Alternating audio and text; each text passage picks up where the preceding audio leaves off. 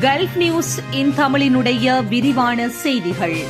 Iran மீதான தாக்குதல்கள் எதனையும் சாதிக்கவில்லை. அப்பாவி மக்களின் இரத்தமே சிந்தப்பட்டுள்ளது. புரட்சிகர காவல் படை கடும் கண்டனம்.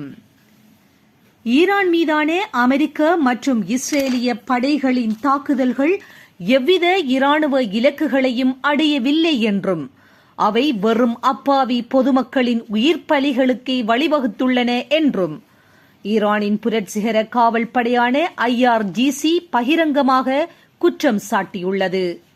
மேலும் ஈரானின் காதம் அல் அன்பியா தலைமையகம் விடுத்துள்ள உத்தியோகபூர்வ அறிக்கையில் ஈரானுக்கு எதிரான தாக்குதல்கள் மூலம் குற்றவாளி அமெரிக்காவும் சியோனிச ஆட்சியும் எதனையும் சாதிக்கவில்லை.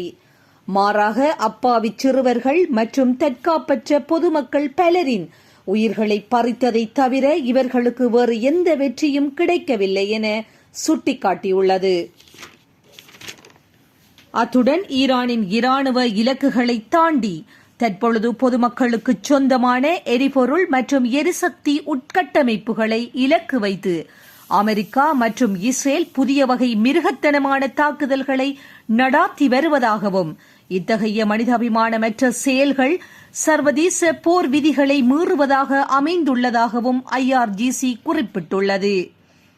இவ்வாறு ஈரானின் எரிசக்தி நிலையங்கள் மீதான தாக்குதல்கள் தொடருமாயின் அதற்கு பதிலடியாக மத்திய கிழக்கு பிராந்தியத்தில் உள்ள ஏனைய எரிசக்தி நிலையங்கள் மீதும் அதேபோன்ற தாக்குதல்கள் முன்னெடுக்கப்படும் என ஈரான் எச்சரிக்கை விடுத்துள்ளது.